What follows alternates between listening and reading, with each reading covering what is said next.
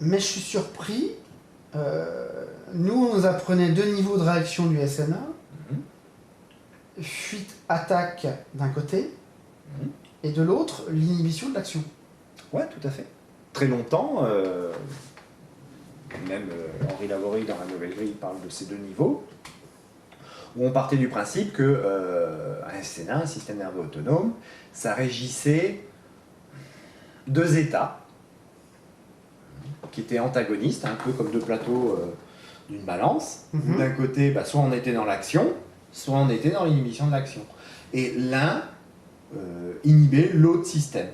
D'accord. On pouvait soit être l'un, soit être l'autre. Et Stephen Porges, en fait, il s'est rendu compte, et ça c'est par rapport à vraiment une anatomie, il a fait des découvertes anatomiques, hein, c'est pas, lui c'est un biologiste à la base, c'est un anatomiste, et en fait, il s'est rendu compte que, à la base, oui, il y a deux branches dans le SNA. Voilà. Donc il va y avoir la branche, alors celle-là on va l'appeler le sympathique.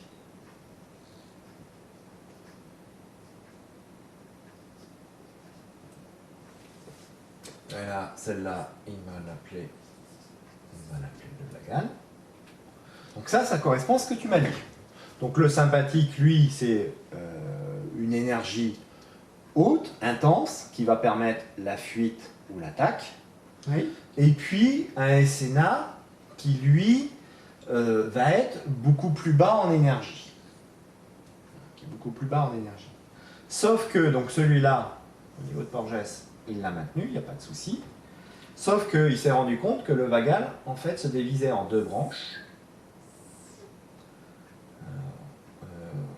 Ça n'a pas d'importance. Donc celle-là, on va l'appeler dorsale, celle-là, on va l'appeler ventrale. Alors j'aime bien une autre appellation. Le dorsal, on va l'appeler donc soit vagal dorsal, soit vagal ancien. Et le vagal ventral, on va l'appeler nouveau. Donc, alors, petite précision du langage, vagal dorsal, c'est pas qu'il passe dans le dos. C'est juste à la naissance du nerf, il va passer plutôt derrière, mais après il va innerver des choses qui sont devant, ça n'empêche pas. Et le vagal ventral, lui, il va démarrer derrière, mais plutôt devant. Au niveau anatomique, le vagal dorsal, lui, va plutôt innerver les choses qui sont en dessous du diaphragme, qui va être de l'ordre de la digestion et de la reproduction. D'accord. Et différentes glandes. Le ventral, lui, va innerver tout ce qui est au-dessus, et en fait, ça va commencer déjà au niveau des sourcils. Donc, je reviendrai là-dessus, mais c'est très intéressant de voir la cartographie anatomique du nerf qui va vraiment innerver tout le visage. Il va innerver aussi au niveau de la gorge, au niveau au niveau de la voix, de la déglutition, des cordes vocales. Il va aussi aller dans le cœur, dans les poumons. Il va vraiment gérer toute la partie haute. Pourquoi ancien, pourquoi nouveau? Parce que ancien, ça ramène au reptilien. Hein, dans l'évolution, c'est ancien d'un point de vue de l'évolution.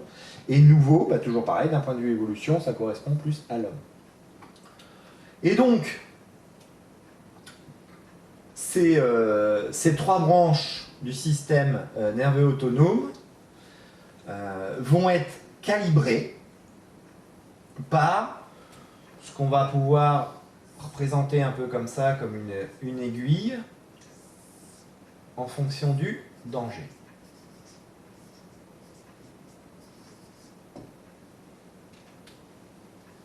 Donc, le travail de mon SNA, le travail de ça va être, comme je te disais tout à l'heure, d'avoir un œil dehors et dedans, puisque le danger peut venir aussi de l'intérieur. Ça peut être de l'ordre de la douleur, de la maladie.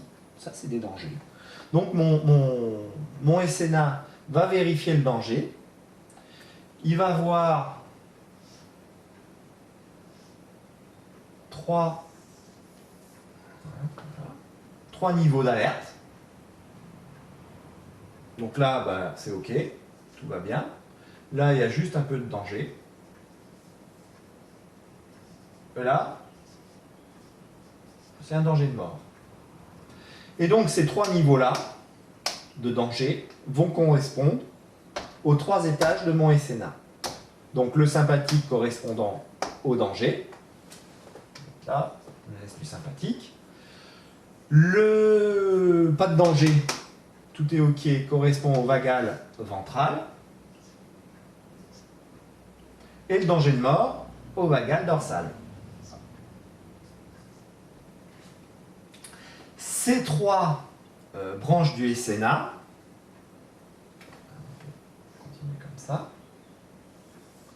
correspondent à trois types de comportements. On revient à notre comportement. Donc quand je suis dans mon vagal ventral, mon comportement, c'est celui de l'engagement social.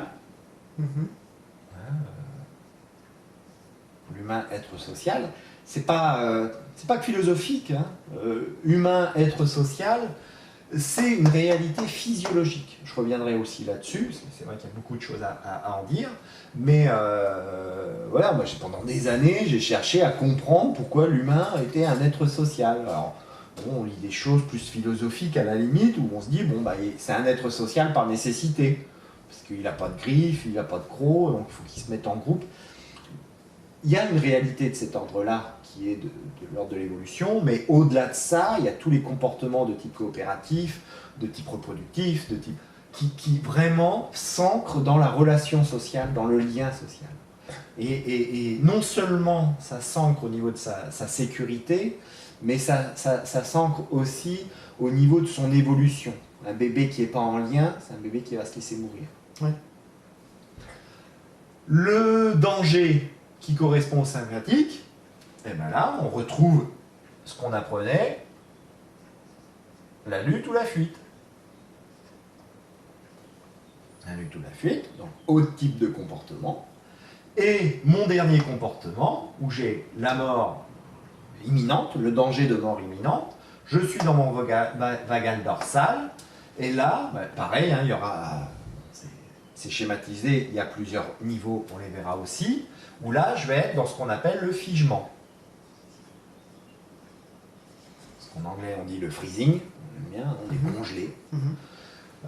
Donc dans le figement, ben voilà, c'est la gazelle qui va se faire bouffer. Qui va se faire bouffer, qui est complètement figé, l'opossum qui voit un rapace passer, il fait mort, l'humain qui se fait engueuler, qui est incapable de répondre, qui est comme ça, bouche bée, et puis qui ne sait pas quoi faire.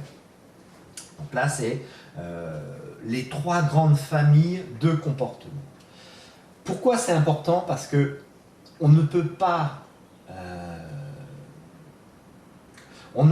envisager une approche thérapeutique, mais même une approche humaine, sans prendre en considération ces trois niveaux. Parce que si tu parles des petites fleurs et de poésie à quelqu'un qui est dans la lutte ou la fuite, il s'en foutra complètement. Il s'en foutra complètement. Parce que c'est pas son problème, lui. Voire même, il va trouver ça louche. Ouais. Parce que lui, il repère un danger. Donc il ne va pas comprendre pourquoi tu lui parles des petites fleurs. S'il est dans le figement, il ne va même pas t'entendre. S'il est dans l'engagement social, il va trouver ça très sympa. Et ça va le nourrir. Dans un cadre thérapeutique, quelqu'un te parle d'une situation alors qu'il est dans le figement, ça ne sert à rien de lui donner un conseil. Parce qu'il ne va pas l'entendre. Tu vois ? Ça ne sert à rien de lui dire ah, bah la prochaine fois, ça serait bien de faire comme ci, comme ça. Il s'en fout. Lui, il est en train de mourir. C'est parler dans le vide. C'est parler dans le vide. Son système est en train de mourir. Comme si, voilà, tu vas voir la gazelle, là, qui a les pattes en l'air, puis tu lui dis tu sais, hein, tu devrais pas t'approcher des lions, c'est dangereux. Elle s'en fout, elle est figée. Tu vois ? Donc c'est vraiment déterminant de bien comprendre ça. Alors, qu'est-ce qui pourrait être rajouté à ça ? D'un point de vue anatomique, c'est intéressant de voir ça. Donc, le vagal ancien, lui, va ralentir le corps. Il va vraiment ralentir le corps, le mettre sur les minimums vitaux. Et puis, il va mettre en route les pompes qui vont mettre dans le corps toutes les substances qui vont figer le corps, qui vont bloquer le corps, qui vont endormir le corps, endormir la conscience. Le premier état du figement, ça va être la confusion. Donc, tu sais, quelqu'un va te dire quelque chose de très simple, et puis tu sais pas trop ce qui va se passer, tu vas rien comprendre. Puis il va répéter une deuxième fois, tu vas pas plus comprendre. Puis une troisième fois, tu comprends rien. Pourtant les mots, indépendamment, ça te dit quelque chose, mais l'ensemble, tu vas pas le comprendre. C'est le début de la confusion. En fait, c'est que tu te retrouves dans cet état-là. Figement. Dans le figement. Alors là, il y a aussi une notion qui est importante à comprendre. C'est la différence entre vérité et réalité. Si moi je te dis il pleut et que tu figes, dans la réalité, il n'y a pas de danger de mort. Par contre, pour ton SNA, c'est une vérité. Si je te parle de la pluie, je ne connais pas ton histoire, peut-être que tu as failli mourir noyé. On se comprend. Ça peut faire partie de son vécu. C'est ça. Ah bah, de toute façon, voilà. À partir du moment où la réalité t'indique pas qu'il y a un danger de mort imminent, s'il n'y a pas une vague énorme qui va te submerger, et que je te parle d'eau et que ça te fait figer, c'est que forcément ça ramène à ta réalité qui, elle, s'ancre dans ton passé, dans ton histoire. D'accord. Et c'est là où justement la thérapie peut intervenir pour remodifier la perception de l'histoire. Ça, c'est très intéressant, c'est vraiment là où ça rentre en ligne de compte. Donc voilà, donc l'huile dorsale, il va bloquer mon corps, et puis mettre des substances qui sont des opiacés, hein, c'est vraiment quelque chose de très fort, où ça peut amener même jusqu'à la conscience, donner l'impression de sortir du corps. Les fameuses expériences de sortie de corps, bah, en fait, c'est que dans le cerveau et dans tout le corps, il y a des substances qui sont tellement psychotropes qu'en fait, on a l'impression que la conscience, alors c'est assez amusant, parce que soit la conscience s'échappe. c'est ça, soit elle s'échappe vers le haut, soit elle s'échappe vers le bas. Hein, c'est souvent les témoignages qui sont faits. Et voilà, c'est qu'on sort des traumas, des accidents de voiture, des violences, des choses comme ça. Les gens témoignent, ils disent, mais je sentais plus rien, j'avais l'impression d'être sorti de mon corps. Bah, ça, c'est vraiment une expérience de traumatisme, de danger de mort, avec, on va au-delà du figement, on va dans ce qu'on appelle l'effondrement, le collapse, où la conscience du corps sort du corps. Donc, ça, voilà, on a vu les différents niveaux sommairement. Quand je suis dans la lutte ou la fuite, alors, sachant que chez l'humain, lutte ou fuite, ça peut aussi être fuite vers l'imaginaire, ou fuite vers le mental. En séance, tu peux être avec quelqu'un, puis tu vas toucher quelque chose de l'ordre du danger, il va passer dans le sympathique, et là, il va parler, où tu n'arrives même pas à arrêter le flow, mais en fait, c'est une forme de fuite, c'est une fuite dans le mental. Tu vois, la lutte, c'est pareil, la personne ne va pas se battre. Par contre, elle va utiliser des arguments qui vont être beaucoup plus agressifs, le ton va être plus agressif. Et en fait, ce qui va vraiment déterminer la différence entre le vagal dorsal et le sympathique, c'est l'énergie. Ça, c'est aussi important à dire, c'est que là, l'énergie ici, elle est faible, elle est basse. Moi, j'ai tendance à caricaturer en disant, ici, c'est nos futurs. Voilà, on est au bout, quoi. Il n'y a plus d'énergie, il n'y a plus rien, on subit. Toujours pareil, c'est la gazelle qui va subir. Et puis là, l'énergie, elle est haute. Là, on alimente le moteur avec les calories. Tu sais, là, tout ce qu'on a là. Espoir de survie. Tout ce qu'on a là, c'est nos réserves. C'est le stress là, qui dit oh là, ça va devenir grave. Donc là, tu vois, on fait plein de réserves. C'est pas du charbon, mais ça équivaut. Et puis, dès l'instant qu'on est là-dedans, ça va chercher l'énergie, et puis ça la mobilise, ça la transforme en sucre. Et puis, c'est prêt à alimenter les muscles pour fuir. Sauf que la plupart du temps, c'est ici qu'on fuit. Et puis, il y a l'engagement social. Donc ça, c'est vraiment la découverte de Porges, qui est très intéressante au niveau anatomique. C'est-à-dire que l'engagement social va, quand je suis, voilà, une fois que la priorité du danger est écartée, quand je vais être à ce niveau-là, en fait, tout ce système nerveux, il va se mettre en marche, tu vois, et il va préparer mon corps à l'engagement social. Alors déjà, la première chose qu'il va faire, c'est qu'il va communiquer le fait que je sois dans cet état-là, que je sois prêt à l'engagement social, que je ne me sens pas en danger. Et donc déjà, il va me faire sourire. Il va, tendance à ouvrir un peu mes yeux. Le ton de ma voix va devenir un petit peu plus aigu. La salive va mieux s'écouler. Je serai moins en train de déglutir. Ma respiration sera plus ample. Elle va passer dans le ventre. Mon cœur, alors c'est aussi intéressant, mon cœur va être beaucoup plus irrégulier. C'est-à-dire que quand je suis ici, mon cœur c'est poum, poum, poum, poum, poum, poum. Il pompe à fond. Ici, il pompe au minimum. Ici, en fait, il va s'adapter.